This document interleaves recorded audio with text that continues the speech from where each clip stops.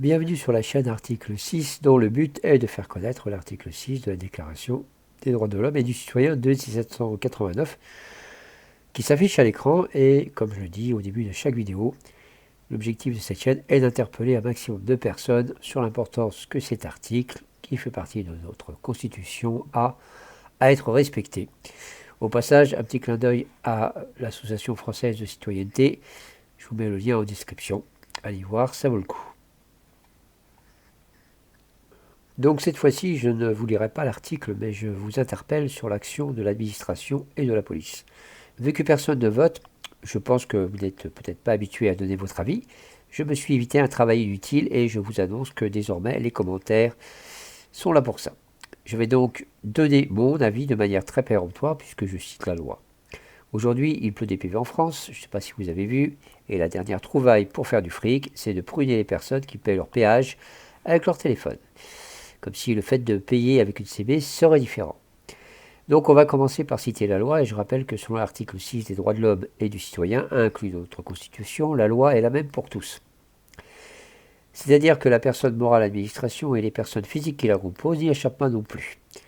On continue avec l'article 311.1 du Code pénal qui définit l'infraction de vol comme le vol est la soustraction frauduleuse de la chose d'autrui. Et bien sûr, on continue avec l'article R 412.6.1, donc modifié par décret le 18 mai 2020. L'usage d'un téléphone tenu en main par le conducteur d'un véhicule en circulation est interdit. Donc évidemment, je vous mets tous les liens vers le Légifrance en description de la vidéo. Vous pouvez consulter donc l'entièreté de l'article en suivant le lien, mais également l'article 6 des droits de l'homme et celui sur le vol. Alors première question, pourquoi modifier par décret du 18 mai 2020 ? Parce que quand on ne peut plus augmenter les impôts ou rajouter des taxes, il faut bien créer des situations pour mettre les gens en infraction, pour leur dresser des amendes, qui constituent le fait de prendre de l'argent sans le consentement de la personne, c'est-à-dire de manière frauduleuse, ce qui constitue un vol. Je vous rappelle que c'est Giscard d'Estaing qui a ouvert le bal avec les amendes. Ensuite, les autres ont continué parce que qui ne dit rien consent.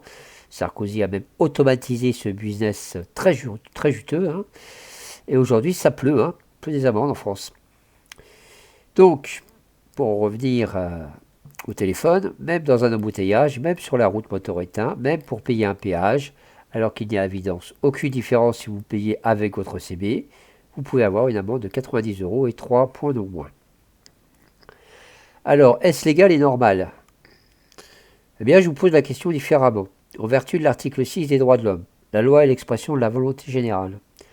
Est-ce vraiment la volonté générale de mettre des amendes, ou plus précisément pour utilisation d'un téléphone, pour payer un péage alors qu'il n'y a aucune différence au niveau sécurité si l'on paye avec un CB ou des pièces ?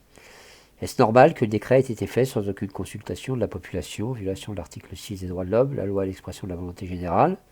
Pour moi, c'est non, et c'est non négociable. Et donc, cette pratique est anticonstitutionnelle, constitue un vol qualifié, ordonné par ceux-là même qui ont écrit le décret, et exécuté par notre police, devenue hors la loi au niveau constitutionnel. Donc, depuis M. Giscard d'Estaing a mis à la mode les amendes, le problème s'est amplifié d'année en année. Aujourd'hui, on en est là. Donc, soit on arrive à les arrêter en opposant la loi à la loi, soit je ne suis pas sûr du résultat d'ici très peu de temps. Personnellement, je ne crois que les révoltes doivent se faire dans les tribunaux et avec les lois et non sur des barricades, à l'image de celles de 1780 ou de la Commune.